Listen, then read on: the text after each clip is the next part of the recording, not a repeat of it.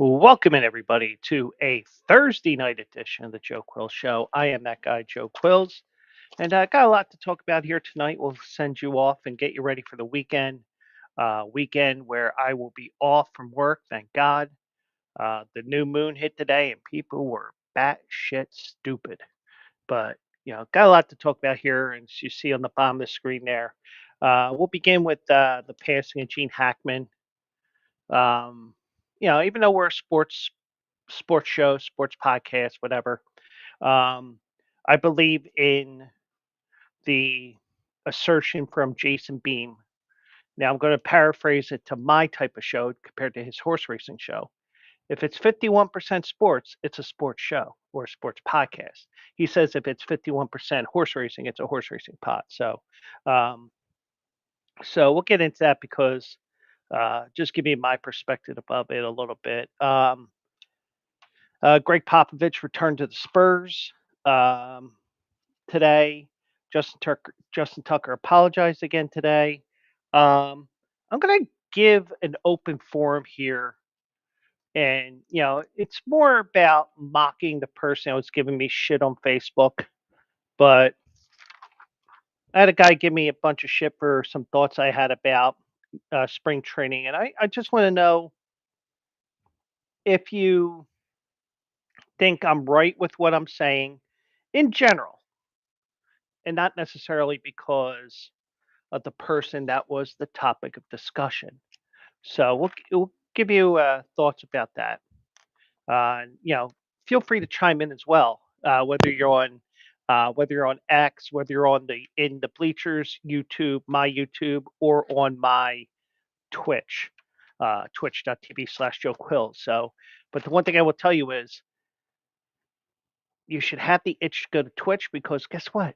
You can help me out get to affiliate. So, but I'll give you what I said. I'll give you my reasoning behind it and what this moron was saying back to me, and let me know if my generalities make sense, even though some of the things he said did make sense, but uh, he just seems like acting like I don't know shit about baseball. I do know baseball, and uh, and then we'll get into this update. If you remember Derek Bender, not Bendover, Derek Bender, he was tipping pitches to the other team, kind of like the way Jake Taylor was in Major League.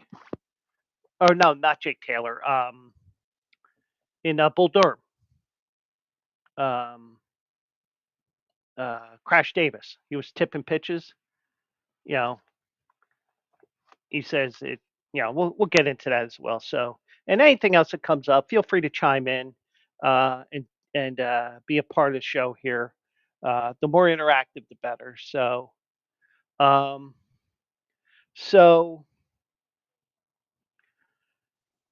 I woke up this morning and I saw the news that Gene Hackman had passed away at the age of 95, 96, 94, whatever it was. Whatever it was in his 90s.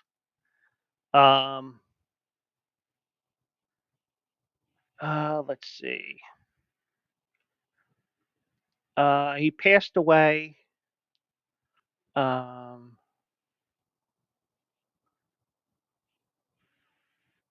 95 years old, and his 65-year-old classical pianist wife, Betsy Arakawa, passed away.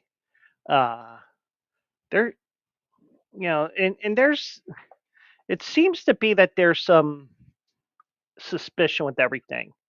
Um, Now, I could tell you what I was thinking from the very beginning. Um, and you have a major actor pass away like a Gene Hackman. Um, it's going to be big news, and just the weirdness of it's like, well, him and his wife were found dead. There's no breaking in, no this, no that. So it's either one of two things. Oh, and their dog passed away too. So I'm thinking, carbon monoxide poisoning, or something. I mean, even now I'm thinking, maybe it's family related. I mean, you could think of a million different things here, but my main thinking right away was some form of um, a carbon monoxide poisoning or some sort of an accident. Now, the reason why I say that is, um, now I know my dad. He was still very smart, very, um, very with it up until his final days. Now, my mom, I'm sure somebody will go to my sister and say, "He said this about your mother," and she's probably at the point of like, I don't give a what he says. But I questioned a lot what my mom was thinking, and the what's going on in her head, because you would tell her to zig, she would zag. You tell her to do one thing, she would do the exact opposite. It was like in a way selective hearing, but it was more than just selective hearing. There was something that could have been wrong with her. But thankfully, I don't have anybody to give me shit about talking that. I'm trying to use generalized terms here. I'm trying to be as generic as possible here. I mean, since they're both gone, I think I have the right to talk a little bit about my parents here. But my sister is an egomaniacal person where she has to have control of everything. So, and you can pass that on to her. I don't give a shit. But um, you know, the one thing that came to mind to me right away was once once you heard like possibly CO poisoning. Um, the one thing I thought of was, did he leave something on?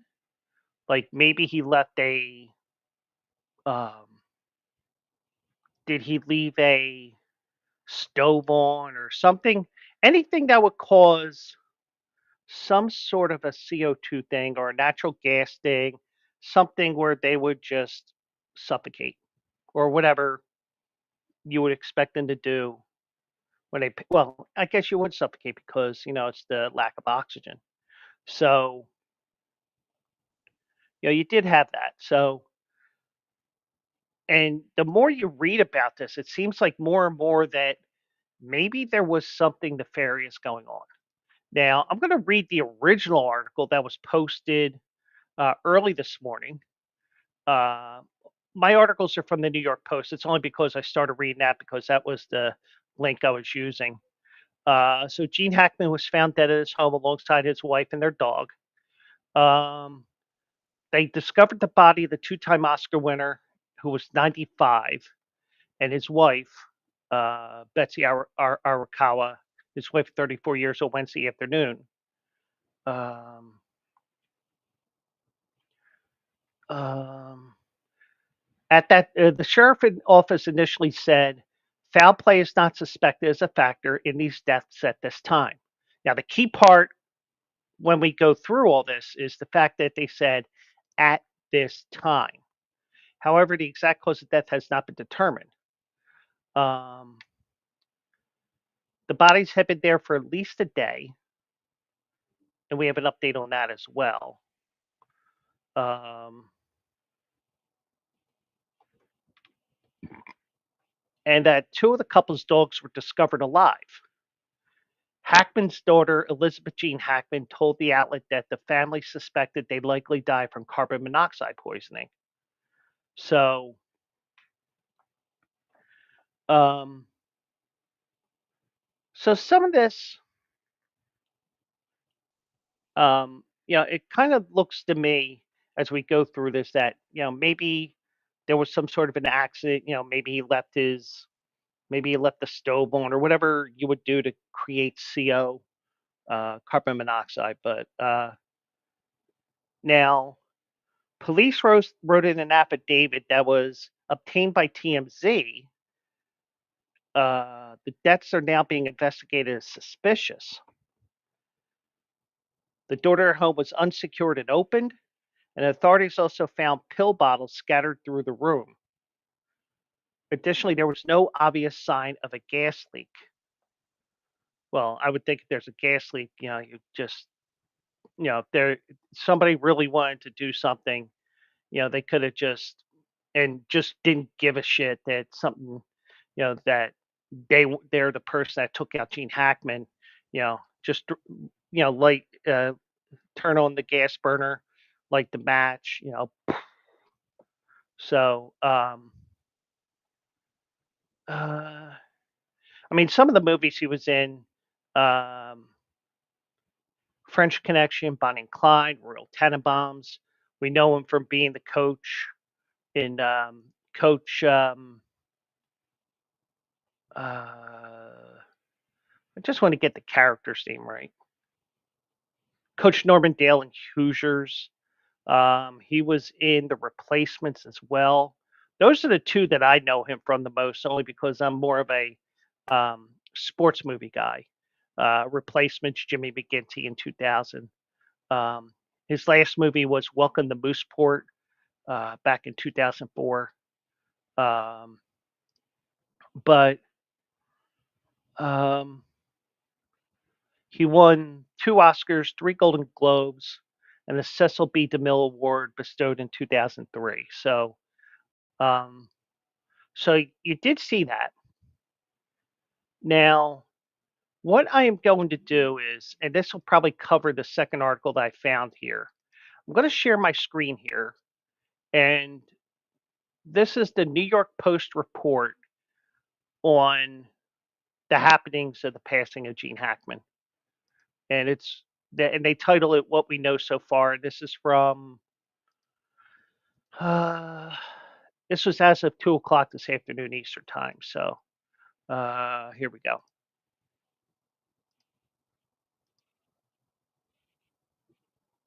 One second.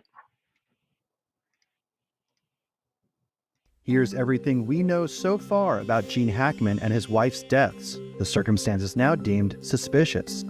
During a February 26th welfare check called in by a neighbor, police found the bodies of actor Gene Hackman, age 95, and his 63-year-old wife, classical pianist Betsy Arakawa, in their Santa Fe, New Mexico home. One of their 3 dogs was also found dead in the unnerving scene. The deceased pet was lying 10 to 15 feet from Betsy's body in a closet of the bathroom, while the other 2 dogs were unharmed and running loose in the house. Hackman's body was located in a separate room. His daughter, Elizabeth Jean Hackman, initially told TMZ that the family believed the couple, who were married for 30 years, died from carbon monoxide poisoning by inhaling the toxic fumes. No foul play was suspected at first. However, new chilling details paint a different story, and authorities are not ruling out any cause of death. Police now say the deaths were suspicious enough in nature to require a thorough search and investigation. Notably, the front door was unsecured and open when 2 maintenance workers discovered the bodies after the couple hadn't been seen for 2 weeks. An open orange pill bottle and pills were also found scattered around the room. Authorities say it appeared that Hackman had suddenly fallen and that his body had obvious signs of death, similar and consistent with the female decedent. Even more disturbing, they say Betsy's body was found mummified and bloated. Adding to the mystery, according to a police affidavit, there was no obvious signs of a gas leak. The New Mexico Gas Company is working with the Santa Fe County Sheriff's Department in the investigation. Sheriff Adon Mendoza said the couple and their dog could have been victims of a double homicide, suicide, accidental death, or natural causes. Gene and Betsy were rarely seen in public since the legendary actor retired from Hollywood 2 decades earlier. Hackman famously played Lex Luthor in the 1970s Superman films and won 2 Academy Awards. The couple were arm in arm at the 2003 Golden Globe Awards, where he received the Cecil B. DeMille Lifetime Achievement Award. There's a line that I always wanted to say, top of the world, Ma, top of the world. However, in 2009, Hackman revealed to Empire magazine that concerns over his health were ultimately why he chose to walk away from the glamorous life. The straw that broke the camel's back was actually a stress test that I took in New York, he said. The doctor advised me that my heart wasn't in the kind of shape that I should be putting it under any stress.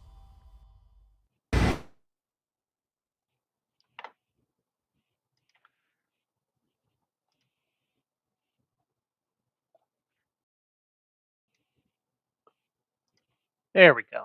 So there you see um, the story that they mentioned with Gene Hackman and the wife's body was mummified. And I just wonder now that you're seeing some of the things that we are now, um, obvious signs of death, body decomposition, bloating in the face, mummification, both hands and feet. She was found on the floor in a bathroom. Um, the door was left ajar. If they have maintenance workers, if it was a couple of weeks and why weren't they? I don't know. But it just seems like there's so much more questions than answers now. Um, I mean, this is beginning to sound like um, that there was something bad that happened, and you know, eh, it just he he had a full life, and nobody. I mean, if he was murdered, nobody needs to go out like that, whether you're 95 days or 95 years old. And you know, um, but yeah, it's just a sad thing that a legend died like that earlier today, or actually yesterday, or who knows. I mean, I'm sure the medical examiner will be able to determine, oh, he died on February 13th as opposed to February 26th when he was found. Um, but you know, the more you read into this, and I'm not reading into this as a conspirator.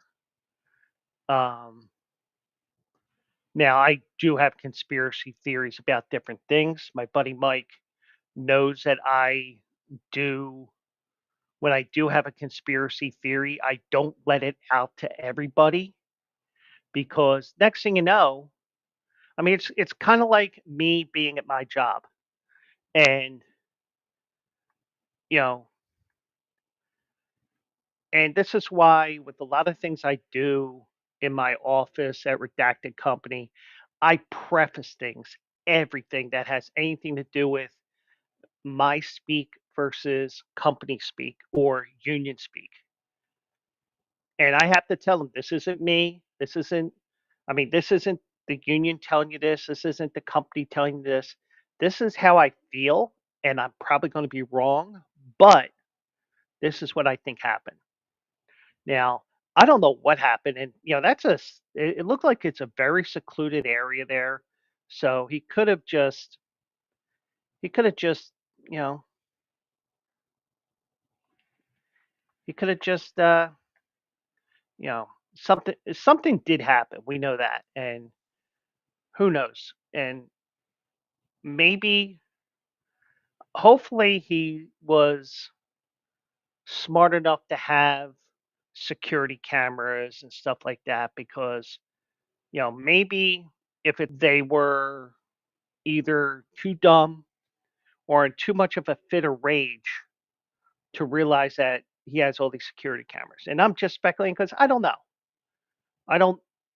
I mean, I don't want to speculate, but it just seems like now, as when the news first broke this morning while I was sleeping to now, it just seems like something happened that doesn't seem right.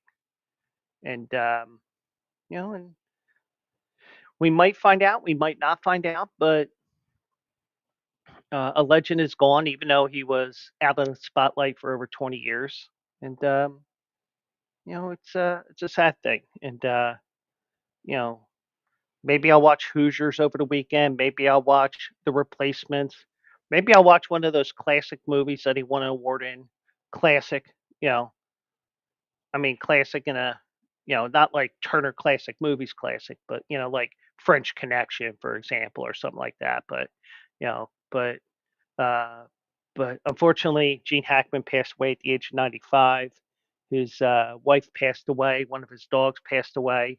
Now, if one of the dogs passed away and the other two are fine, it makes me wonder, was there something nefarious going on? And I think there was. I just, some things I can say, and Mike agrees with me, very sad, great actor. Um, I mean, some cases I will say, but but with Mike, for example, I can say conspiracy theory shit, and I know it won't go too far. Um, but a lot of times when you like even something like this, being on Twitch, being on YouTube, being on X, I don't want to be a conspiracy theorist.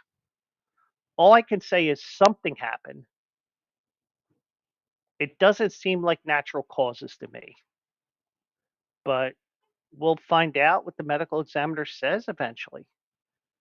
But we got enough of that here, so so let's lighten the boot a little bit. And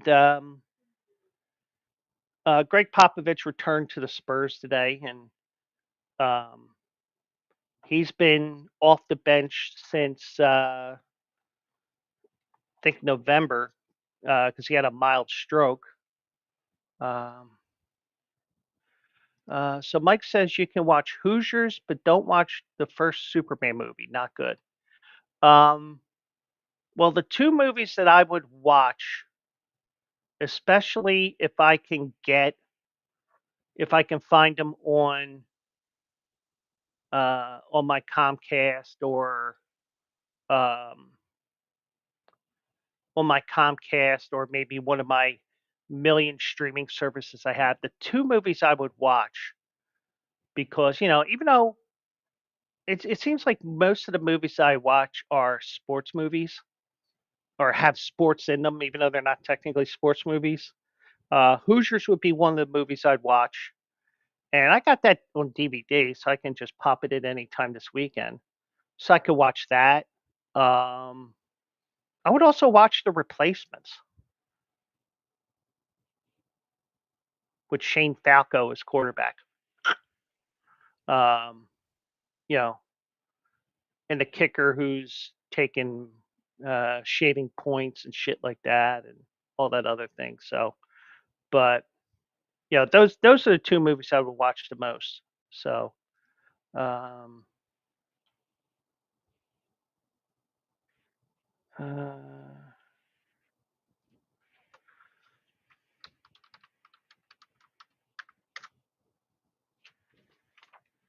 so yeah, so those would be the two movies that I would watch the most. But we'll see. But let's get to okay. Yeah, I mean, I'm not going to be watching 24 hours straight of um 24 hours straight of his movies only because I already have no life. I like having no life and not doing a damn thing. But anyways, let's get to some of the lighter stuff here. Greg Papa, Popovich, he returned today to the. He had an emotional in-person meeting with his team. Who were all able to see him for the first time since his stroke in November. Um, After the meeting, Popovich issued a statement saying he officially will not return as coach this season, but hopes to return in the future. Um, he said, I've decided not to return to the sidelines this season. Mitch Johnson and his staff have done a wonderful job and resolved the professionalism the players have shown. Sticking together during a challenging season has been outstanding. I will continue to focus on my health with the hope that I can return to coaching in the future. And the thing is, Greg Popovich, truthfully, I mean, and I know that if people want to chop this video up, you know, they can do it. There's nothing I can do about it. He doesn't have to come back. But you know what? Being a competitor, being somebody who had lost his wife a couple years prior, um, maybe, I mean, I'll give you two football coaches that um, this happened to Joe Paterno and Bear Bryant. They both retired. They both were trying to retire. Bear Bryant did. Joe Paterno ended up getting fired because the whole Jerry Sandusky thing. Um, they didn't spend too much time in retirement because they both died fairly quickly. And the thing is, sometimes some people, their lives mean their work and everything else means so much to them that 2 weeks later you find out they pass away. And yeah, I think he has a goal in mind for when he's physically able to, if he's physically able to, that he will come back and be the head coach again. If he's cleared, even because we don't. And the thing is, with HIPAA laws and everything like that, we don't know how well he's speaking. We don't know how well he's thinking. We don't know anything. And truthfully, he deserves that right to privacy. Um, Now,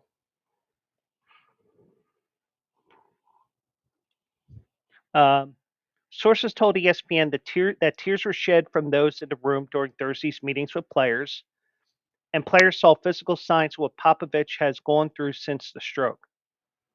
So if there's physical physical signs that we're seeing, that doesn't tell me he's going to be coming back.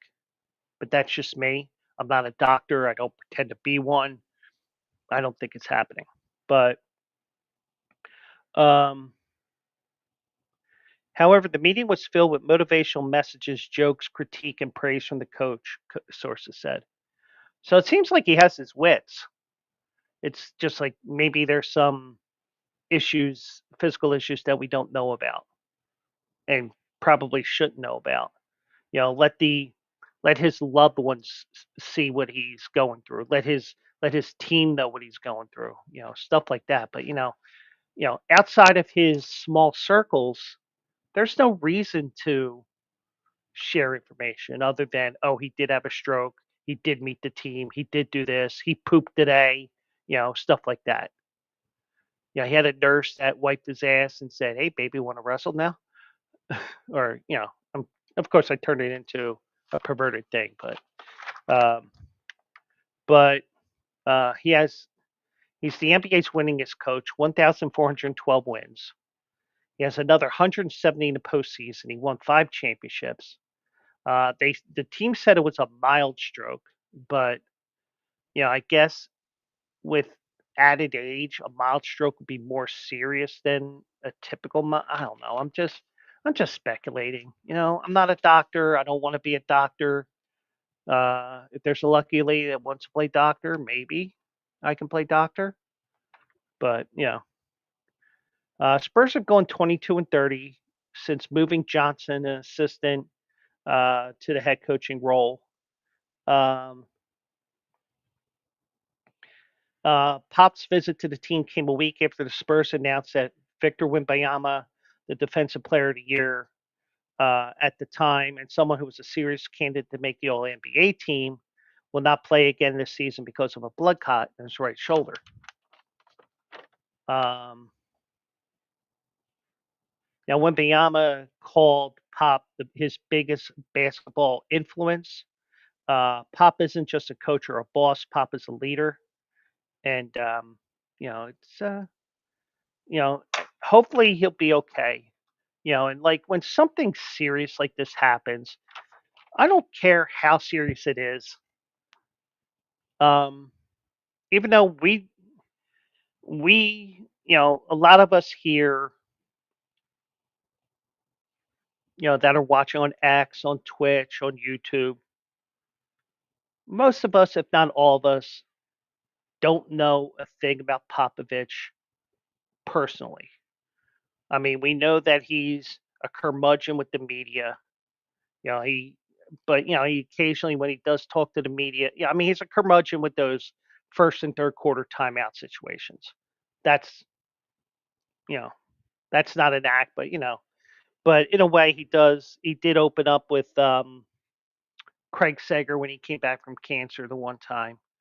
Um, but but he did talk to the media after games. He did throw political views into things and stuff like that. And I don't, you know, the one thing is whether you lean left or lean right, I'll listen to it. I mean, even if I lean the same direction as you do, I may not agree with everything you say. So, and I'm trying to stay away from the political shit. So, um, but I think the most important thing, whether it's Popovich, I said it about Tiger Woods a few years ago when he had his car crash. And I'm sure I've said it a couple of times about other athletes or whoever who had a life-threatening injury and they survived or whatever. Um, and I might be rephrasing it a little bit, but you get the idea of how I feel. Um,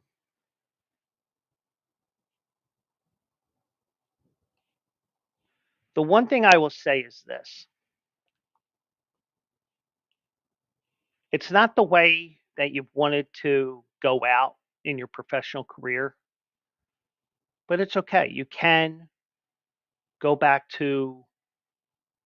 It's okay to be around your family, be around your friends, be around this. Like when it came to Tiger Woods after the accident, his car accident, I said, you know what? Be a father to the kids. You know, you've done You've done enough for the game of golf. I mean, if you want to come back, it's your decision. He came back, and he's still dealing with issues with all kinds of things. But I think that it's okay to say, I can't make it back. It's okay if you can't. We know, I mean, we know from, um, because I'm sure many of us have been affected by someone having a stroke. I'm sure we've been affected by someone who had a car crash. I'm sure we've been affected with somebody who had a heart attack. I'm sure you name whatever major event that occurred that threatens a person's life. I'm sure we've been affected in some way, shape, or form. And I won't stop somebody from wanting to come back if they are able to, but I will say, hey, it is okay to say, you know what? You don't have to come back. It's okay. But but I think with his wife passing away a few years ago, um, I think the team is his family. I mean, even though he does have family members, so I think he has an extended family and all that. So I think that he would do that. But um, but I don't know if they would actually, I don't know if they would actually do something like that. But that's just me. I know I'm probably wrong. Won't be the first time I'm wrong this week. So um, we'll see. So um, so yeah. Um, yeah. And like Mike says, if Pop decides not to come back, he has earned that right. Plain and simple. You know, I'm not going to be the one to tell him, no, you're not coming back. Um, if it's anybody that tells him that he should not come back, it should be either his doctor or somebody from his family. The team itself is a gray area, but the two areas that definitely should decide his future are his family. Well, three: himself, his family, and the doctor. And it's best two out of three. But I don't know about you, but um, I would like to see him. I mean, in a way, I kind of want to see him come back, but in a way, if he's not physically able to, like they're saying that there's obvious physical issues, you know, you don't have to come back. So hopefully that will be enough to, hopefully they'll say, hey, it's fine. You're still the best, one of the best coaches in NBA history. Whatever you have to say. So, and we go from a good story, we go to a bad story.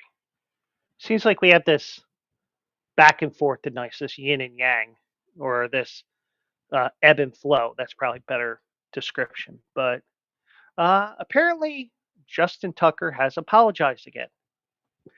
Um, he had his first public statement in a month today, and and even though he disputed the allegations a second time, he also offered an apology. He said in a statement to Outkick right wing, it devastates me to know that anyone I have worked with would not have felt respected or valued as a professional, but more importantly, as a person. As to anyone who has felt otherwise, I'm sorry. I want you to know that I'm committed to ensuring that everyone I interact with continues to feel that I respect them and I care about them as a human being. Um, Now, as we all know, he was accused of inappropriate behavior to 16 massage therapists from 8 Baltimore spas and wellness centers. And, the whole thing I told you with, um,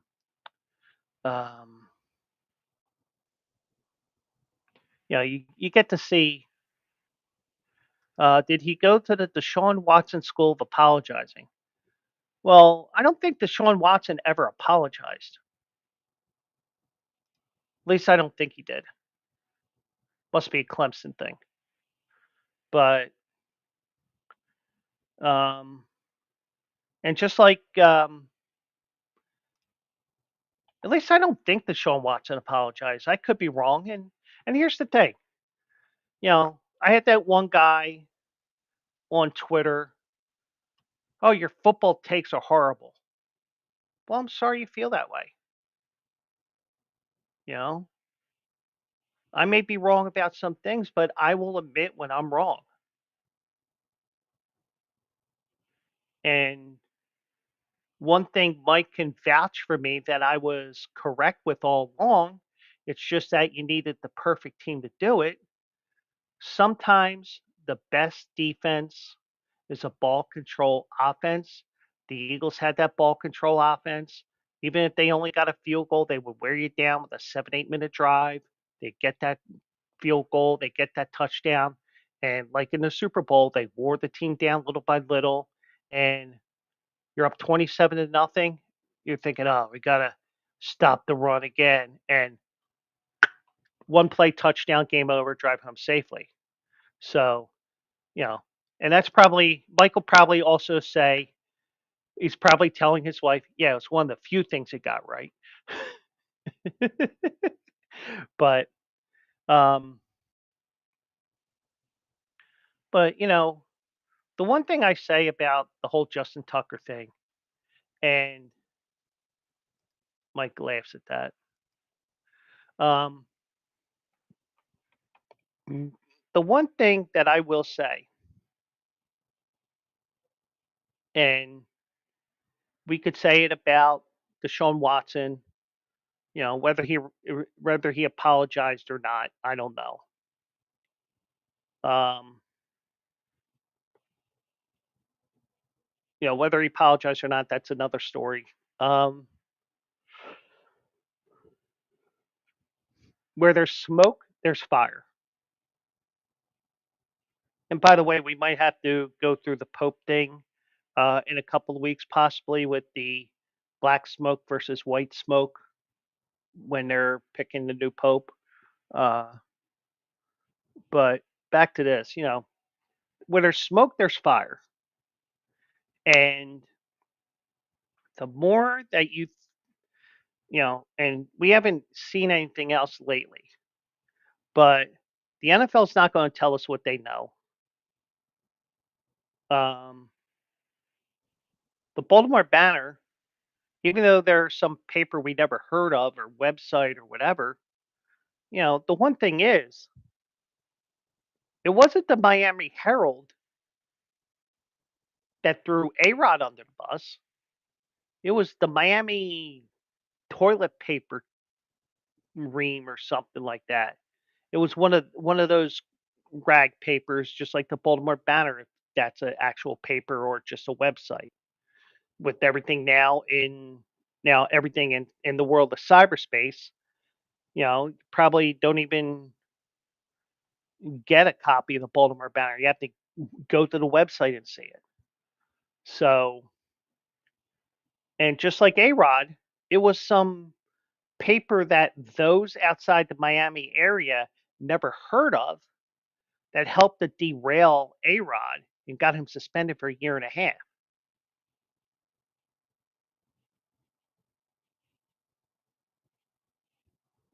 And it may just happen that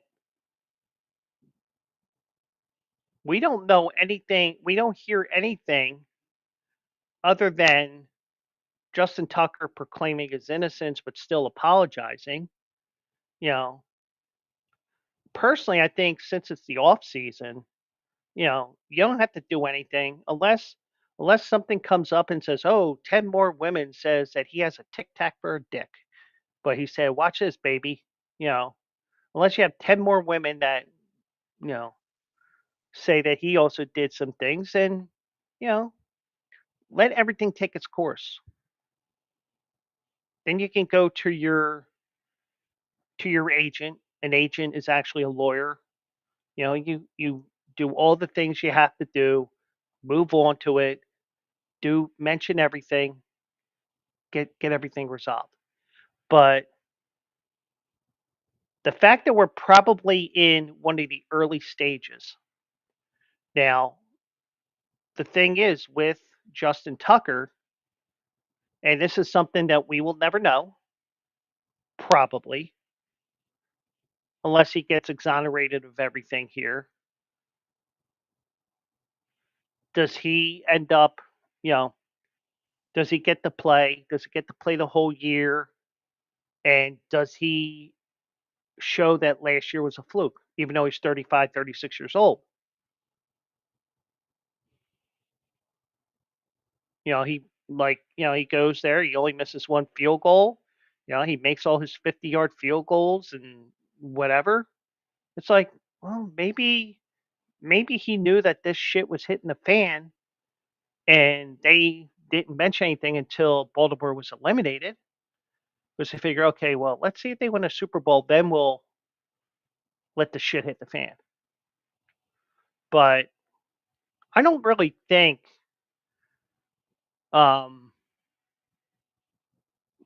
I mean, whether it's outkick the coverage or anything like that, whether you're right leaning or left leaning, if you're if you're saying that you're innocent but you're still apologizing, just lay low. At least that's what I would think. Unless your lawyers and your agents know that you're guilty of sin, then you go onto these coverages, go onto these interviews. But as we all know, there were 16 massage therapists from 8 spas and wellness centers. It reportedly occurred between 2012 and 2016, Tucker's first 5 seasons in the NFL. Yep. In other words, shut the fuck up. That's what I would say. Sometimes you got to bring out the F bomb to make your point known to some stupid people. Bank, welcome in. Hope you're doing well out there. Um, and everybody's starting to come in now. That's great. I love it. And especially for my next segment, because my next segment, I got some spring training questions. And we will get into that. And we'll see what you think about that when we get to it. And who knows, maybe it turns into a 45-minute segment. I'm okay with that. I wanna have some fun with it. Um, so Tucker originally not wrongdoing, blah blah blah. You know the whole deal there. Now, in a statement to Outkick, Tucker's wife Amanda addressed the accusations for the first time, saying, "The false accusations against Justin have caused so much hurt to our family. I believe my husband, and I love and support him fully." Now, the question is, was she a girlfriend, wife, whatever at the time, or no? I mean, she's still going to support him, obviously, because they probably have kids, whatever. Um, but I just think a lot of what they do, I mean, do I think something might have happened? Yes. I always, but the thing is, it's like 8 years after the fact. But, why did it take 8 years? That's the $64 million question. And, everybody can ask, everybody has their opinion. I just think that what you're seeing, I think, do I think he did it? Yeah, I would not be surprised. He's a young kid at the time, whether whether he was dating, engaged, married, whatever. Maybe he was just being a smart ass young football player and say, "Hey, baby, you want to get me off? You want to give me a happy ending, whatever." I'm sure that's what I'm sure that came up. And no, we don't do that here. Oh, I got extra 100 for you. No, don't do that. Stuff like that. And meanwhile, the show has officially been canceled because I made fun of people at that spa. But anyways, Um, but the NFL's investigating it. Baltimore Ravens are, they can't just. I mean, especially since it's a first known offense of him doing something like this, the first investigation. You can't just you can't just release him because of that. Because you got to make sure that these things are real, and you go from there. But you just can't say, "Oh, no tolerance, goodbye." I think you go to that no tolerance threshold once you find out that everything is true. He loses his case, and it may be that it takes a couple of years that we find out what happens. We won't know, but something did happen, and we'll eventually find out. So before I get on to the interactive part of the show tonight, just a reminder: also eligible is live on Saturday morning, 10 a.m. Eastern, 7 a.m. Pacific on the Bleacher Brothers channels. I will be looking at the races from Gulfstream, Aqueduct, and Santa Anita. Um, we're definitely doing 5 races. I might do 6. So it's going to be a long week. It's going to be a long prep for me. Um, hopefully some money involved too, but uh, we'll be looking at the Gotham, um, the Fountain of Youth, and the um, Jesus Christ. I knew the races off the top of my head, but now I don't. Um, this Saturday is the Gotham in New York. The Oaks race is the Busher. At Gulfstream Park, you have the Fountain of Youth and the Devona Dale, the Derby and Oaks races. You have the San Felipe at Santa Anita. So you got 5 different races there. They also got their signature race, the Santa Anita Handicap. Now that's been poached over the years. It used to be $1 million race. It's still a Grade One, but the purse is only $400,000. They'll be going a mile and a quarter for older horses, so that'll be race number 6 that we'll look at. So we'll be looking at 6 races on Saturday, and hopefully I can give you guys some winners. And Mike, I do have some breaking news for you here. I got to do it.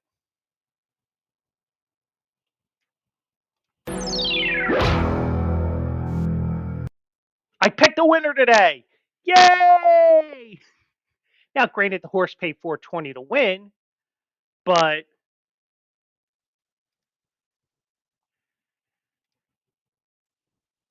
this was my reaction from when I looked it up after the fact because I forgot.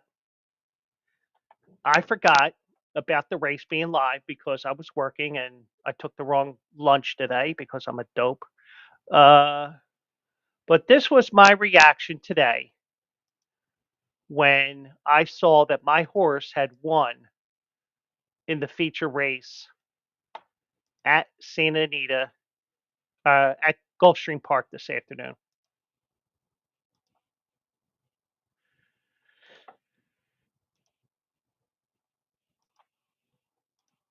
There you go. George Carlin, holy fucking shitballs. And I could hear it in his voice saying that too. Because I have been ice cold and finally got a winner. And hopefully I can make it 2 in a row tomorrow. So, so yeah, I did finally pick a winner. Granted, it was a favorite that only paid 420 to win, but I read the race pretty good. So, and Mike agrees with me. That's about right with what I was saying about that. So, yeah. So, I am going to tell you about my afternoon. Now, for those that know the type of job I have and, working in customer service at Redacted Company, I occasionally have 3, 5, 10 seconds that I can actually say something, um, you know, make a comment, things like that. I gotta find us here. Um, so there was a link on Facebook today, and it was from PhilliesNation.com. It's one of those um, typical Philly centric sports sites that are below other Philly centric sports sites like Crossing Broad on Pattison, stuff like that. So they said this today. Do you want to see Kyle Schwarber play first base for the Phillies in Clearwater?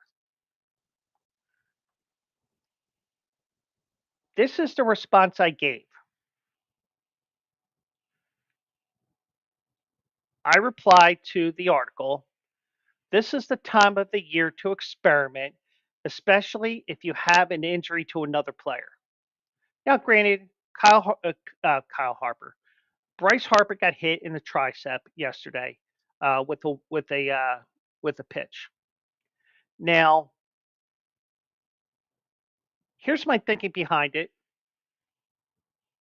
Now, Mike knows more about the Phillies than Bank Boy would, but we can talk about this in general as well. It doesn't necessarily have to be Kyle Schwarber, but Mike will be saying more along the lines of Kyle Schwarber than anybody else. And those watching on X and YouTube, feel free to chime in as well. Um, my thinking is this: how many times have we heard a pitcher say that, oh, the reason why I got lit up for 6 runs in that spring training start was because I was experimenting with my curveball or my slider or my splitter or whatever. You know, it's this is the time of the year where you do some weird stuff every once in a while because you never know. Yeah, several times Mike's heard that. So my whole thinking is, if you're going to put Kyle Schwarber at first base, you have him make an ass out of himself right around now, the 1st of March. You make him realize, oh, dear Jesus, he's god awful here. We're not even going to attempt to teach him first base again because he did play first base briefly with the Boston Red Sox when he got traded from Washington. I would rather experiment with somebody like a Kyle Schwarber, occasionally put him at first base, and I'd rather put him at first base for a couple of days because Bryce Harper's going to be the first baseman, even though I prefer him in right field. Bryce Harper's going to be your first baseman, but what happens if Bryce Harper gets hurt? You want to know what your options are beyond even an Alec Boe moving from third to first. You want to make sure you have other options available because we know this sometimes too, not just in baseball, but in all sports. Once one guy gets hurt, you'll have 3, 4, 5 more injuries. And the next thing you know, you're like, what the hell do we do with our lineup? Well, this doesn't necessarily mean Kyle Schwarber's taking over the first base position full time. Now, granted, I never even read the article. I already got the gist of the article. And I gave my opinion without even have to reading the article. And my opinion is, why not do it now? This is why you do things like that, even if you put him in there for a couple of innings. Well, this one doofus, his name is Richard Bauer.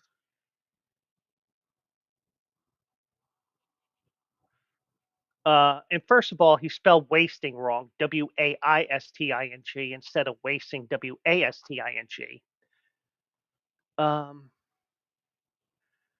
So he says, exactly. So why is he wasting time putting Schwarber there? Stupid idea. And Mike can see him playing first base. Now, I can see him playing in an emergency. What happens if you get into one of those games where a player or two gets hurt and you have no other choice? You got to put Schwarber out on the field and you got to have the pitcher hit. You have to be prepared for everything. And that time to prepare yourself for a game that does not go your way, a couple players get tossed, whatever. You have to, this is the time to see, well, what if we did this?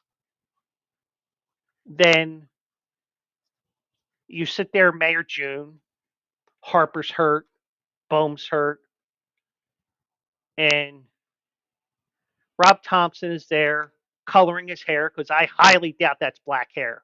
I guarantee you that's painted. I guarantee you he's sitting there thinking in May, man, I wish Schwarber could play first base for us. But also remember, Derek Hall, who was blocked at first base because Harper went to first base, he's now in the Pittsburgh organization. So you don't have that option available either. Now, I don't know about you. I just think um, well, actually, this was the first post. Actually, I think this was the first reply he gave me. Harper turned into one of the best first basemen in baseball. You don't experiment putting Schwarber there. It would be a disaster with Turner on short and Bohm at third.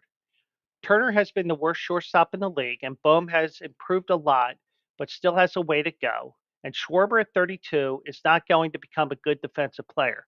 Another stupid idea by Thompson. Okay, yeah. Trey Turner hasn't been that great at shortstop. And Mike says it best. You need to keep your options open. You don't want to get into a position where you have um, Roman Quinn pitching and Vince Velasquez in left field, even though Vince Velasquez got 2 outfield assists in 1 inning. You don't want to get yourself in that position, but you're preparing.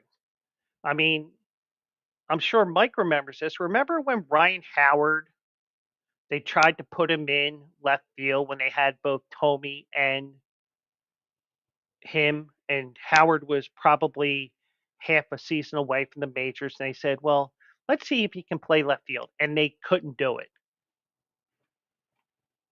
That's what you're doing here. It's the same thing, except you're changing him.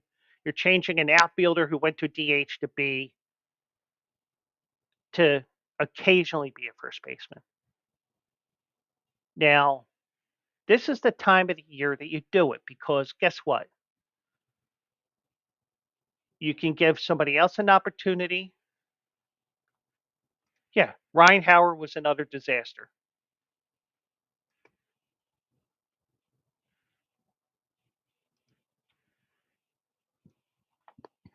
So I'll give you. Harper turned into a damn good first baseman, even though I prefer to see him in right field.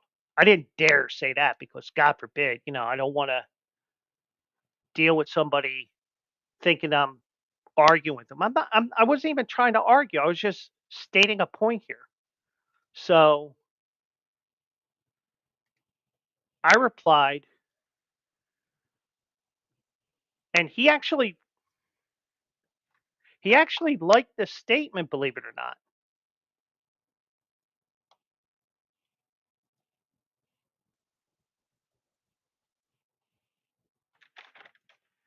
He actually liked my statement here, and I have some mod duty I got to do. Um,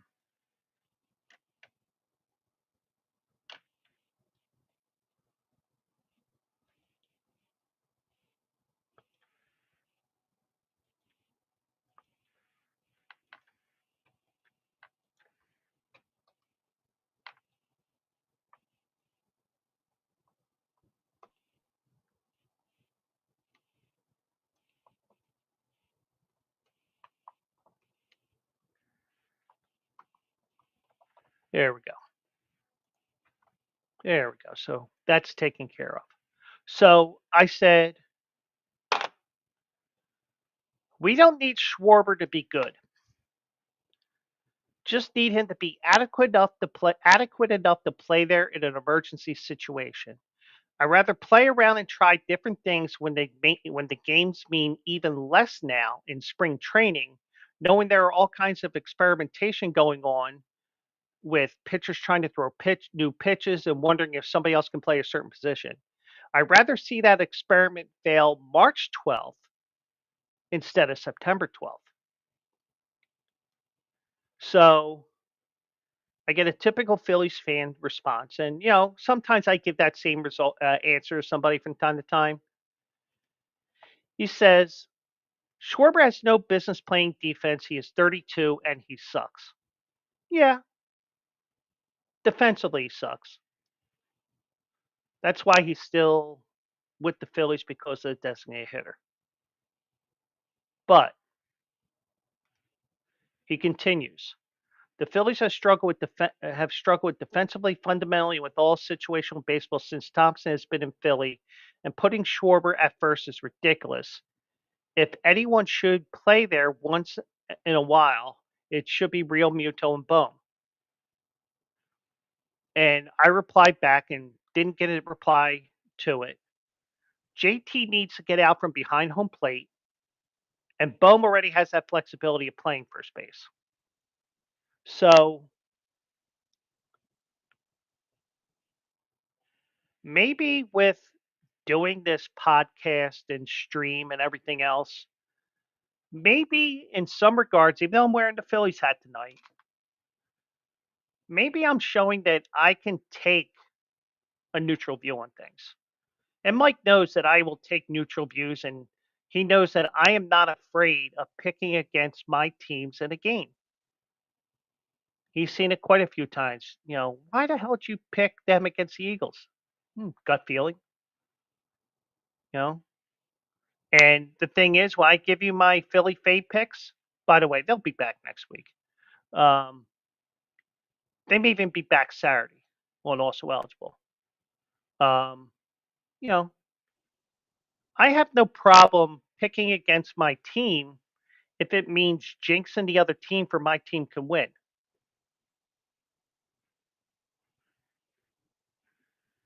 But given the time of the year that it is, you don't have to send anybody down to the minors to train for an outfield position or an infield position or anything like that. You do what you have to do. If it works, it works. If it doesn't, it doesn't. That's all.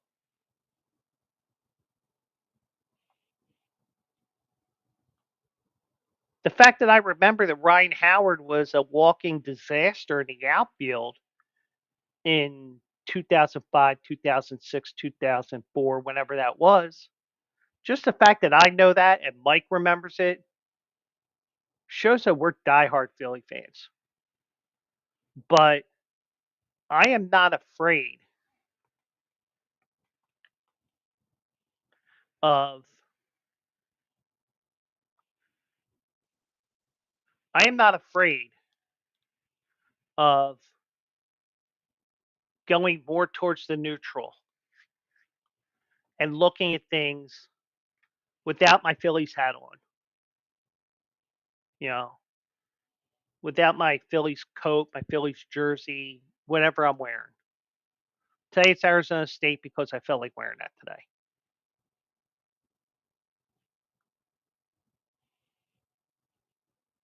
But am I right? And those, especially those on X who want to chime in or on YouTube, feel free to chime in. If I'm wrong, okay, then so be it.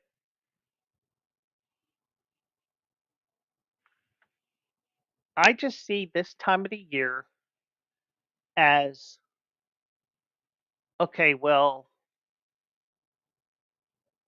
Kyle, can you play a couple innings of first base here in this spring training game? Or even if you have a split squad game, where half the team goes to Bradenton, for example, and the other half stays at home. Hey, Kyle, will you play first base at Bradenton for us today? Yeah, sure, no problem, blah, blah, blah. You know, and if it's a mitigated disaster, then you say, okay, Kyle, I apologize. I heard what happened. What do you think? Okay. Well, this coach said, if you want to work on a little bit more, we can, or we can just scrap it. This is the time of the year that you do it. You don't do it in the middle of a pennant race unless you know somebody has a fairly good background at an old position. And Kyle really didn't have that great of a position at first base. Matter of fact, let me see something here.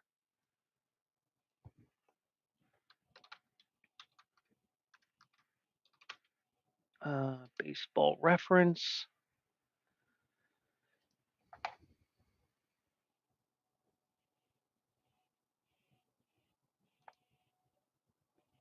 Let me look at his defensive numbers here.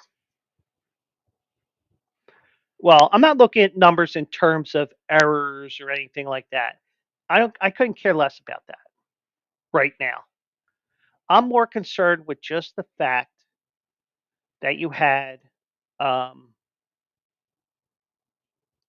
I'm not looking at even uh, his fielding percentages or stuff like that. I just want to see what positions he played. Um, he played 10 games in Boston in 2025 or 2021. Played 25 games in the field, 15 games in left field, 10 at first base. He played 4 games at catcher, 1 game at first base in 2017. He played 1 game in 2019 at first base. I wouldn't be surprised if 2017, 2019, um, those were um, Joe Madden saying, "Yeah, we're going to put you first. We're going to put the pitcher in left field." The stupid shit that he did. So, he doesn't have many games at first base, and rightfully so. But you know, given the fact, given the fact that you do have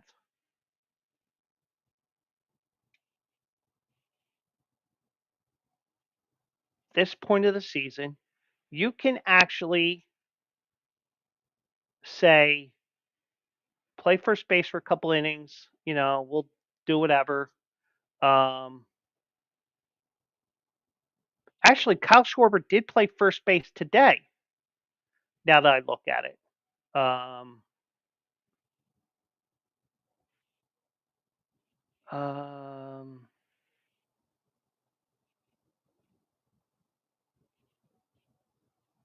okay, so there's no real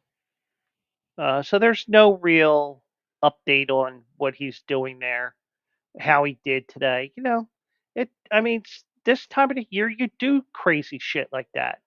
That's the point I was making. And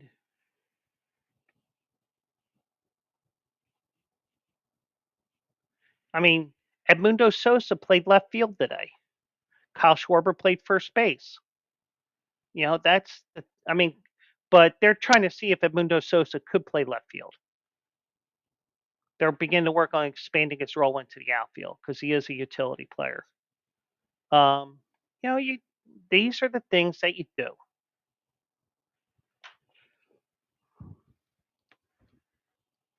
And, you know, I'd rather have it fail by March 12th because you're experimenting because it's the exhibition season than in September 12th because you had to put him at first because you had nobody else to play there.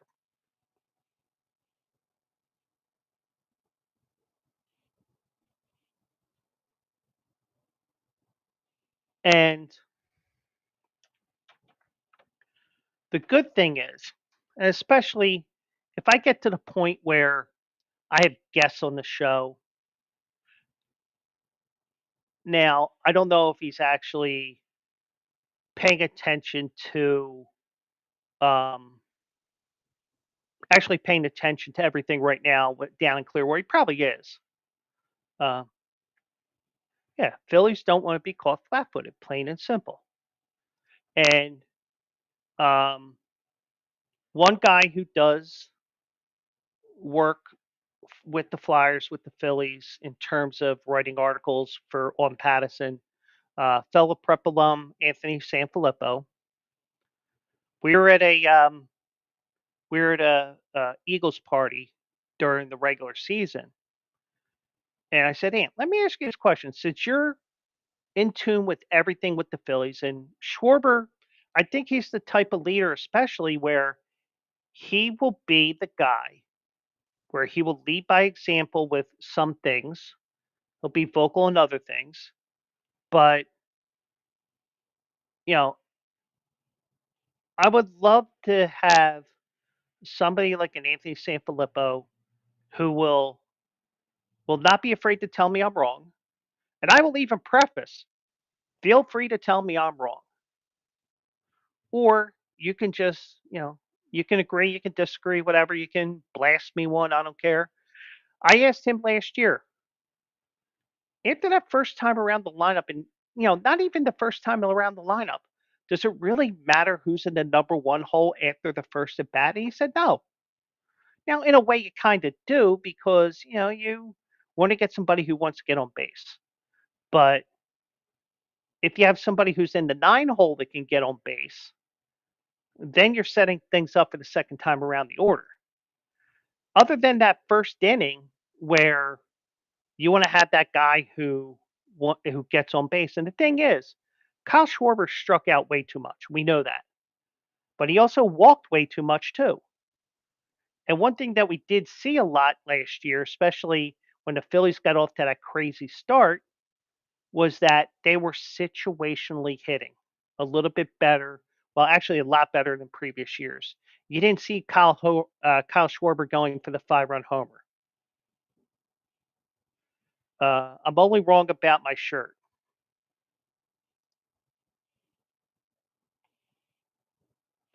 but you know, but I'm not. You know, the thing is, and I say this all the time, I am more than happy to tell you guys. Feel free to tell me I'm wrong, but just don't be an asshole about it. You know, Mike knows me well, probably too well.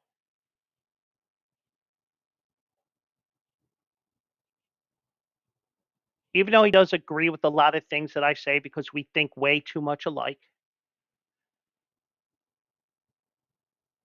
he knows that if you bring constructive criticism the right way, I will listen.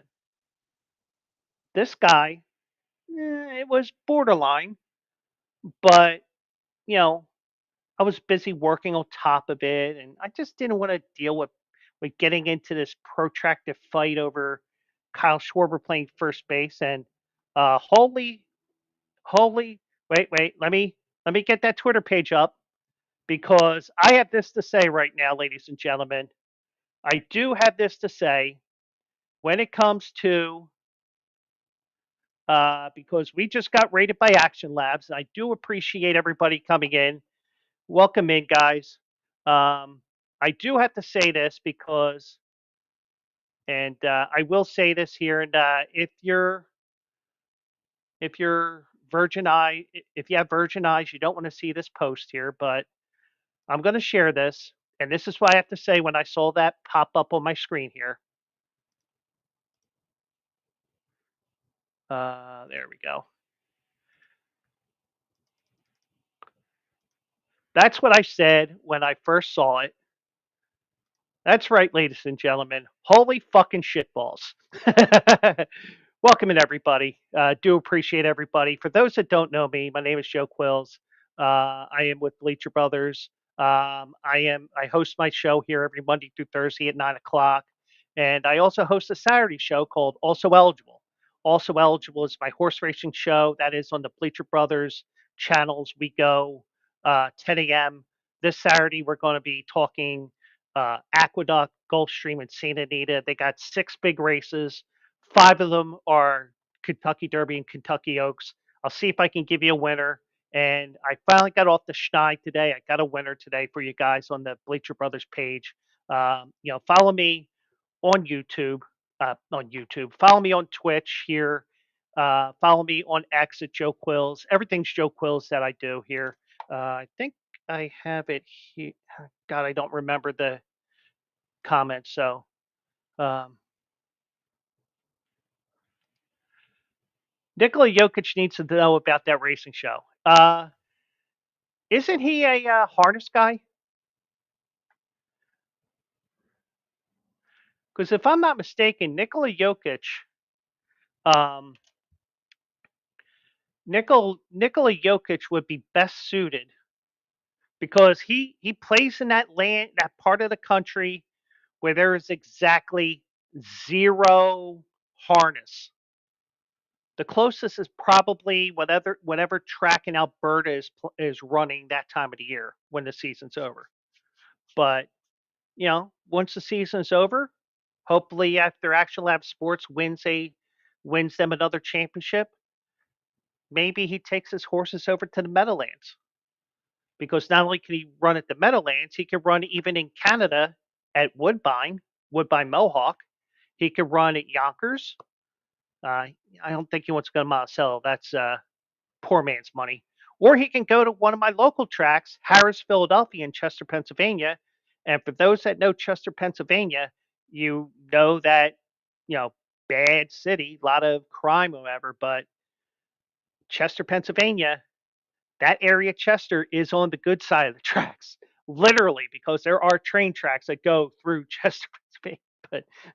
But yeah, he needs I would love to see him bring a horse down, bring a couple of his horses over to the United States, run them at the Meadowlands, run them at Yonkers, run them here at Harris, Philly, uh, run them at Pocono Downs, oh Mohegan Sun Pocono. I'm sorry, things like that. So, but yeah, but I do appreciate Action Lab Sports. Usually, I'm the one rating him, but he's rating me tonight. So I think I have it set up here. And if I don't, it's a project I have to do this weekend.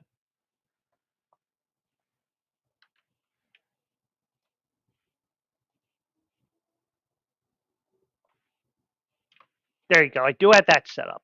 Now, do I have this set up? You can see I've gone ADD and then some just now. So there's the Bleacher Brothers. That's the um, also eligible stuff and all my socials. So I actually figured it out. So, but yeah, so that's all my stuff there. Feel free, um, you know, and also, you know, love to have you here on Saturday, and we'll see if we can get you some winners on Saturdays, and we still have some topics here to talk here. So, but what the one thing I was talking about here, if Action Labs wants to chime in on this, what I was saying is I had a little disagreement. I mean, we didn't get into a full fledged argument or anything like this. The question was, do you want to see Kyle Schwarber at first base? And my response was, at this is the time of the year to experiment, especially if you have an injury to another player. Meaning, let's say Bryce Harper gets hurt in June. You have Alec Bohm available. You could place Kyle Schwarber there in emergency. You can do this. You can do that. That's what I was saying, and I got grilled for it. So, am I? I mean, Mike says I'm right, way up here. Um, uh, well, he did say it. Trust me. It's just that I had too many. I flooded the chat too much. So, but yeah, the one thing is, if you're going to experiment with a player and say, let's see if he can play third base. Let's see if he can play first base. Let's see if he can do this. Let's see if he can do that. Um, you can actually find some things that just don't realize happen. Like, oh, by the way, like for example, Zach Bond. Who knew that he would be the middle linebacker for the Eagles this year? Who knew he would be that good, other than Howie Roseman? This is what I was saying when Zach Bond started the opening day. Who the fuck is that guy? That's what I was saying. But now I can call him a champion. But you know, I don't know about you, but this is the time where you experiment with players doing different things because you never know when you're going to need it. And if it fails, I'd rather have it fail March 12th and not September 12th when you are screwed. Exactly. Action Labs agrees with me too. Chris believes me. Um, you don't know until you try. But Kyle Schwarber did play 20 some games at first base from what I saw here. So it's a very small sample size, but they're not making Kyle Schwarber be the first baseman of the future.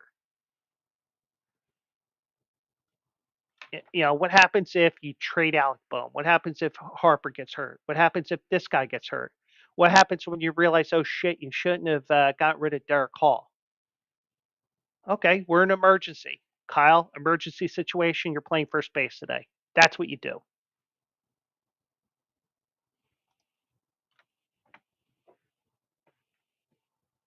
So, so that is basically what happened to me today while I was working. The thing is, I'll be sitting there between calls because some of the calls come in like today at 6:30. I mean, I barely hit that release button, and next thing you know, bam, another call. Release it. Do what I had to do with the call. Boom, another one comes. And there are times where I can look at my phone like this, la di da di da di da. And by the way, Pittsburgh beat the Flyers 5-4 tonight. What the? But when you're looking, I'm looking at this. I look at Facebook. I look here. And actually, I'm starting to look for stories for tonight's show because I piece things together last minute, but I'm always thinking during the day. Well, do I want to talk about this? Do I want to talk about that? I'm looking, and I saw that story, and that's where I got it here. So, things do pop up from time to time, and and if you follow me on Facebook or you're friends with me on Facebook, you know, I am going to post a lot of stuff on Facebook, and Mike knows this all too well. And Flyers are up 3-1 and 4-2. Yep, that sounds like the Flyers, only because that they're in that let's tank or whatever they're doing down there in South Philly. But you get the idea. Um, but I just like I'd rather experiment now, and we'll go from there. But that was a good topic here, and thankfully, Action Labs came in perfect time. We're in the middle of a discussion here. We had some good action, and we got even more action from Action Labs. So I do appreciate everybody who joined in so far. And we got one more story that we have here. It's a bit of an update from last September. Heyo. So we got one more story here, and do you remember, you guys? And you might not, and perfectly fine. Remember the catcher that was a 6th-round pick out of Coastal Carolina? He was in the Minnesota Twins organization with Fort Myers. He was tipping pitches to the other team. Now, the only reference I can have, and we were talking about Gene Hackman, and I was telling you about sports movies, and we were talking about other movies on top of that, and my hands are moving way too much.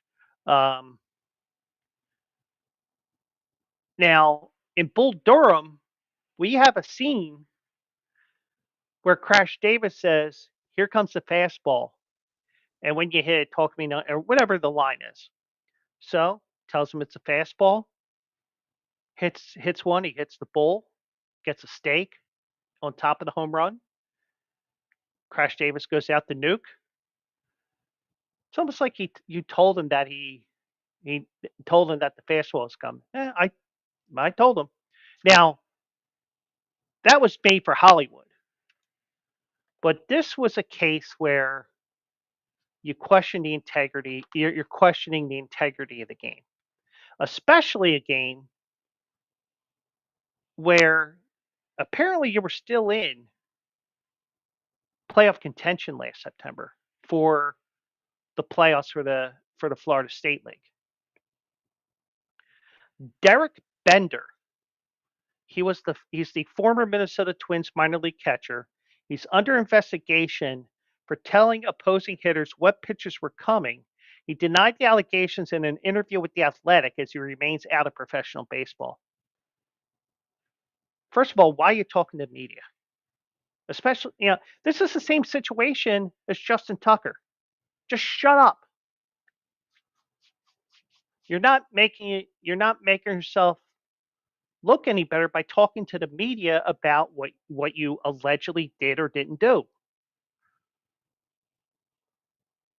Now, granted, if I'm in that situation, I'm probably going to say, "Hey, I didn't do it either." But the thing is, you know, if get caught in a, I get caught at I Heart Massage on North 9th Street around the corner from the redacted building, you know, I didn't. I was just sitting there and blah blah blah. Yeah, well, your pants were around your ankles, but we all know the Turner thing. But with this, you know, you're in a playoff race. Now I can understand if you were like 25 games out of first for the second half of the season. It's the final week or two of the season. So why are you doing that? But um when he was asked if he gave away pitches to opposing batters, he said no. And I'll live with this until the day I die. I never gave pitches away. I never tried to give the opposing team an advantage against my own team. However, now, according to sources that told ESPN, Bender had told teammates he wanted the season to be over. Bender said he joked to his teammates about letting a ground ball go under their glove, but said he wasn't serious. Okay, I got a question for you guys. And this goes along the lines with my basketball thinking.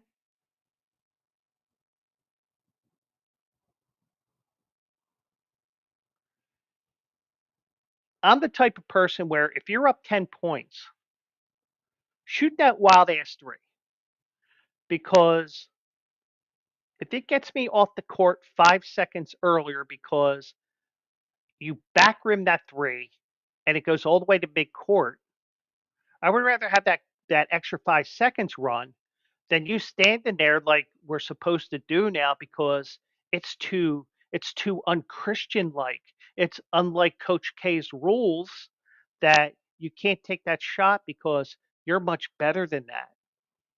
No, I'd rather you shoot a wild three, miss it badly, at least get rim so that the clock can continue to run so we can get on the bus quicker. But that's just me. But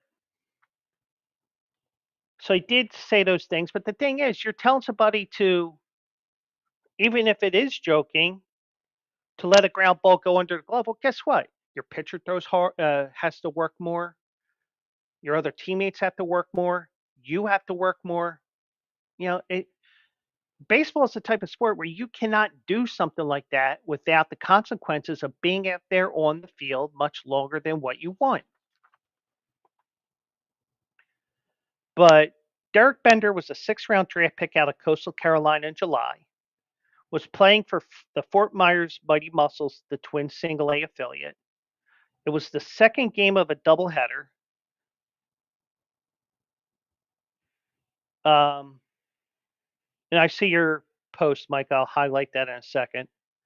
Bender told multiple hitters for the Lakeland Flying Tigers, the Detroit farm team in the Florida State League, that the specific pitches being thrown by starter Ross Dunn, sources told ESPN at the time. And yeah, there's some things you don't do. Now, I don't know if he would say, well, yeah, I only did it because I saw it in Bull Durham. Dope, that's a movie. Do you really think they do that all the time? Like maybe you do it once in a while, or maybe you tell them it's a curveball coming, and it's like, yeah, it's a curveball, and damn it, you got that curveball, and you got frozen, or you have a guy who, um,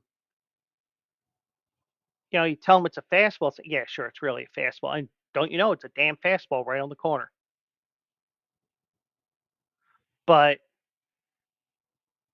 if the team scored 4 runs in that inning when he's tipping the pitches in such a way, that tells me he was tipping pitches. And not only that, maybe he's saying, well, not only am I throwing a fastball, it's going to be in the inside half, or hopefully it's going to be in the inside half. Got to roll, but I'll be back for next stream, brother, for all you do here. Yeah, do appreciate it. I will see you Sunday night. Action Labs is live Wednesdays, Thursdays, and Sundays. Sunday usually starts around 10 o'clock. Give them a follow. Tell them I said hello.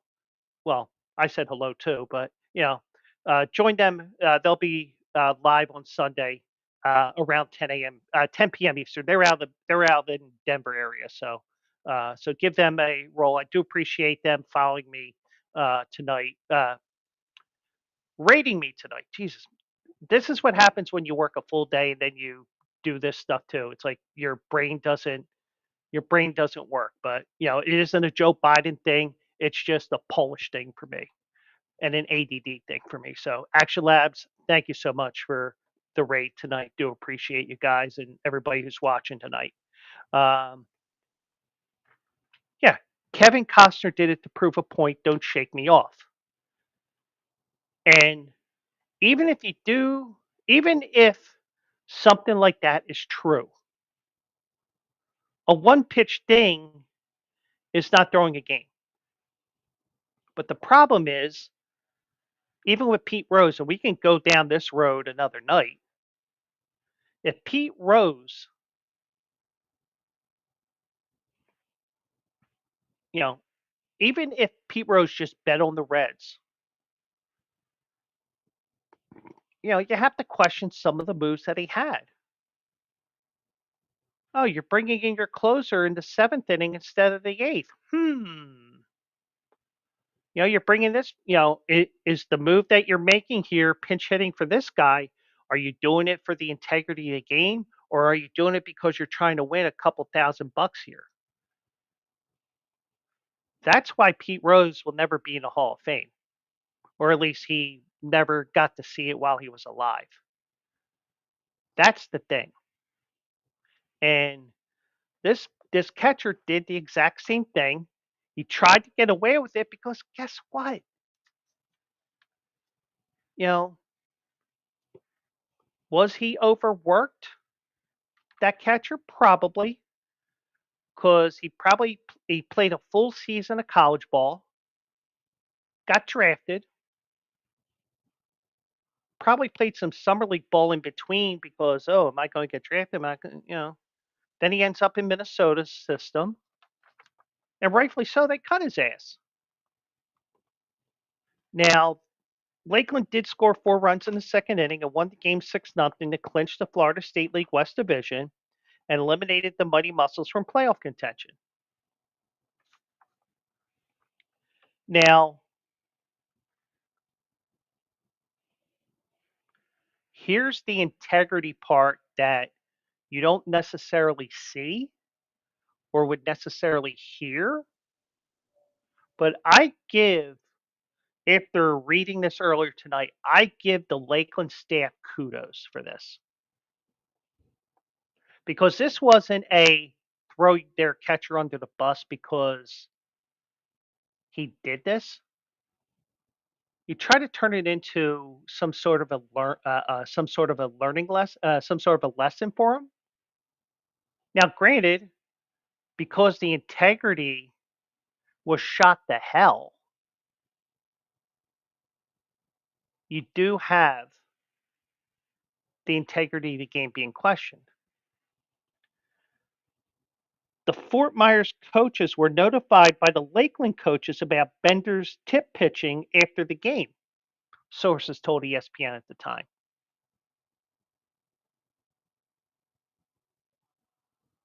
You know, you could have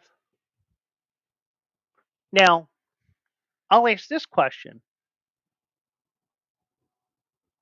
who would you rather have tell the Fort Myers coaching staff that this catcher was tipping pitches? Would you rather have a 20, 21, 22-year-old kid, or would you rather have a coach who's probably been major league in some sort of a baseball coaching and playing career for 20, 30 years at that point? Would you rather have a coach tell you or a player on that Lakeland team? Because the Lakeland players, in my opinion, if they said it to the coach, I'd be like, yeah, sure. But I think that Lakeland showed the integrity of saying, hey, your kid was tipping pitches. Now, obviously, you're not trying to get him kicked out of baseball or released by the Minnesota Twins organization or anything like that. But I think having a coaching staff, and I don't know who their coaching staff was last year. I don't know if it's the same as what's going to be this year. I think there's some major integrity for the Lakeland staff to say, hey guys, just to let you know, your catcher was doing this. Okay, well, guess what? He's gone. He's gone. I'm sure they had their discussion, all that. But the MLB is investigating the incident. They're still investigating it, according to The Athletic. And Bender could face a permanent ban from the game. Good. Good. Now, I'm sure I've said this story a couple of times, whether it's just in a random conversation with my friends or I might even said on here. The one thing is with me, I'm the type of person where we're playing stickball, baseball, whatever form of baseball we're playing in the schoolyard, and we're down 10, 15 runs. And we're going to the top of the ninth. I'm still trying my hardest just to make the final score more palatable, or you never know, you might get that miracle comeback. You score 15 runs in that ninth inning and win 15-14, let's say, or something like that. You know, when I was a kid, I was a sore loser. And sometimes you have to learn to win with dignity and lose with class, all that stuff, where now if I lose, I'm okay with losing as long as it's a fair loss. Like for example, Super Bowl 57. Mike was sitting there, his stepson was here, one of my friends was here as well. I said, that's a hold, game over. Some people question if it was a penalty or not. James Bradbury, it was a hold or whatever they called. I think it was a hold, but whatever the penalty was called, whatever the ref called, it's a penalty. Like that first penalty of the game that the Eagles had on fourth down. I told Mike, he was here with me, when A.J. Brown had that pass interference penalty. I said, that's a penalty. It's not pass interference. It's a face mask, but whatever it is, it's still a penalty, and you're going to have to punt either way. So, I saw the penalty something different from what the refs on the field did, but we still saw it as a penalty. But, but you know, but in this case here, um, but Bender said, "Oh, I had to go dark for at least 3 days. I had to make all my social media private because I was getting death threats and all that." Well, gee, you're messing with the integrity of the game. You're messing with some guys who probably won't get above that level in minor league baseball. Some guys who are there that are on their way to the big leagues. You're messing with them.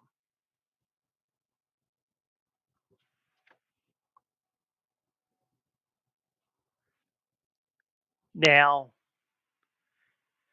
Bender did say he is trying to get back into professional baseball. He said he'll play for the Brockton Rocks of the Independent Frontier League. Now, if he's banned from Major League Baseball, I believe the Frontier League is an MLB affiliate league, so could he play in that league? But he said he hadn't heard from any of his former teammates. Well, gee, I wonder why. There's a lot of times when you're talking with people that you thought were friends. They just don't look at you the same. I've heard my friends get questioned about me, why they're still friends with me. That's hard to hear. It's not like I'm getting accused of a crime. No, but the thing is, you're undermining uh, the integrity of a game. Even though I don't think. Well, let me rephrase that. I'm sure you can find wagering on this game somewhere. Probably all sure, but that's why, like, example, like yesterday when I was talking about those guys at UNO and Fresno State, that's why they have these back networks that you don't think they have, where they can raise a red flag when a line shifts 4 or 5 points and it's not an injury that's shifting the line. It's just a whole bunch of money that doesn't make sense. That sort of thing.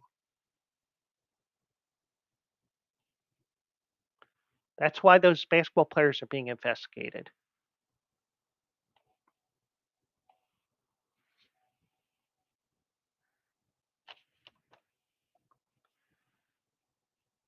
Now, Bender told The Athletic the Twins were willing to keep him in the organization if he admitted to the accusations and apologized. He said he apologized, but he wouldn't say what he was apologizing for. So he must not have admitted that he did what he did. And even if he did, they probably said, "Well, you admitted it. That's what we thought. You're out." I don't know. But the only thing I had left was my character at that point. Literally, that's the way they put it was, if you want to die by the sword, we'll release you. I know there will be no bluffing involved. Now, his agents at Octagon told The Athletic they dropped Bender as a client because they had told him not to do any interviews until the MLB investigation is closed. Now, unlike Justin Tucker, who's talking to the media a couple of times, he's been on his X account and whatever, but Tucker's been in the league 13, 15 years. This kid, first pro season. Octagon did the right thing by cutting his ass because guess what? You did not listen to us. Plain and simple. All you had to do, just do not talk to any media. He did. He has no way. He's no longer represented by Octagon.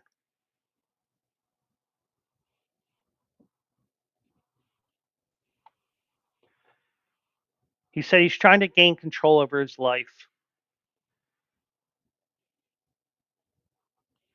And Mike says it best, rookies, shaking my head. Mike is shaking his head harder than Michael J. Fox right now. Um, so, so he was a catcher and a first baseman. He was selected 188th in 2024. That fell into the sixth round. He signed for $297,500, slightly below the $380,800 slot for that selection. Um, he will keep the entirety of his bonus after playing 19 games for Fort Myers, hitting 200 with 2 home runs and 8 RBIs. So,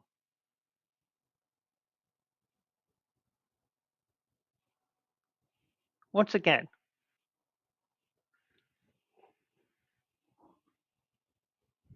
don't say a word.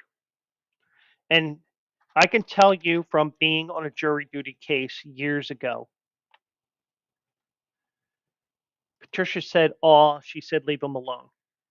No, he's a dumbass. And you know I don't like stupid people.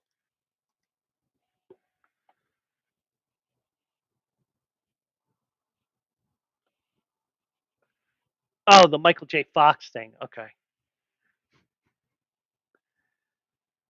Well, would you rather be Ed Rendell? Because he also has it.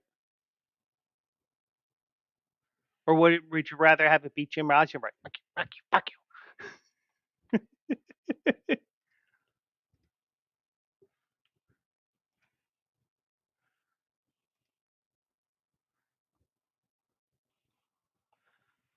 Let me find it here. Um,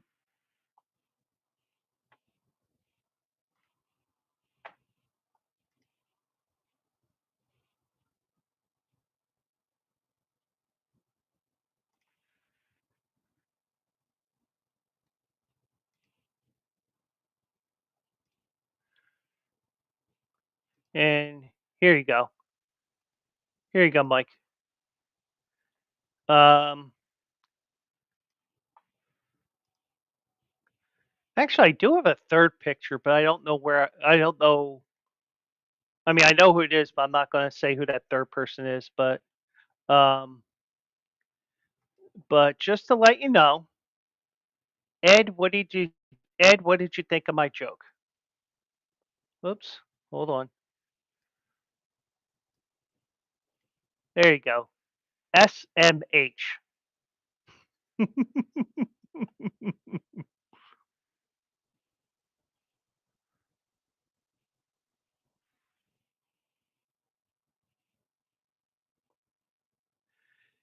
And it was at this point that Mike was not allowed to come over on Monday nights anymore.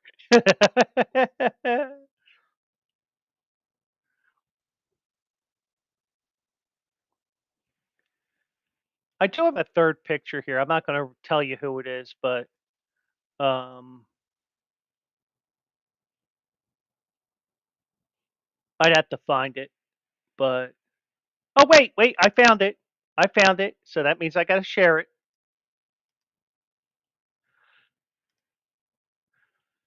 So there's one other person that I think this one is the most.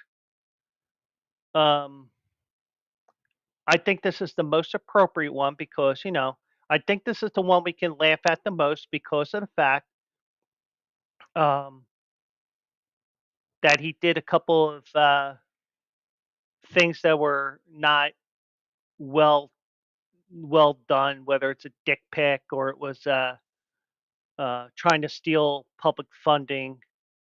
There you go.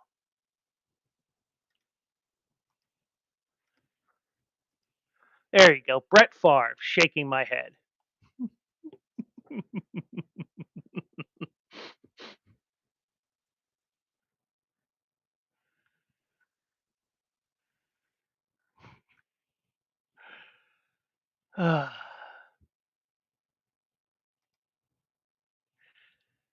I think that Brett Favre is the most palatable shaking my head meme that I have right now because no, no, no, you can't joke about no, you can't joke about Michael J. Fox. And then when I put Ed Rendell, Mike and I know who Ed Rendell is, and then most of the people that'll be watching will be saying this. Who the fuck is that guy?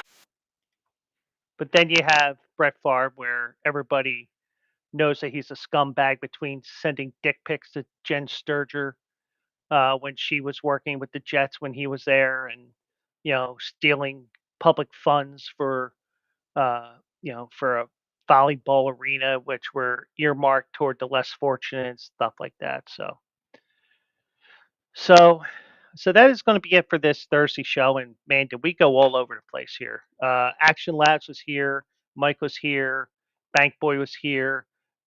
Do appreciate everybody who joined me, even on X and on YouTube. We will be live Saturday morning for also eligible beginning at 10 a.m. looking at Santa Anita, Gulfstream, and Aqueduct. Um,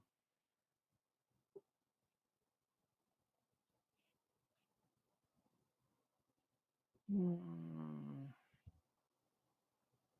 all right, so we're going to call it a night. I do appreciate everybody, and we'll do it live on Saturday.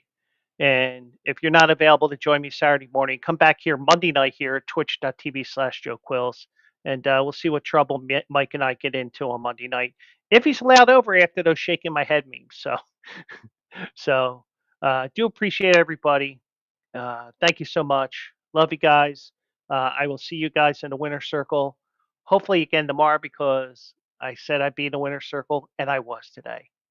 And hopefully I'll be there again tomorrow. So have a great night, everybody. Have a great weekend if I don't see you Saturday. And if not Saturday, then on Monday night in 22 hours, 94 hours, whatever it is. So whatever it is. Good night, everybody.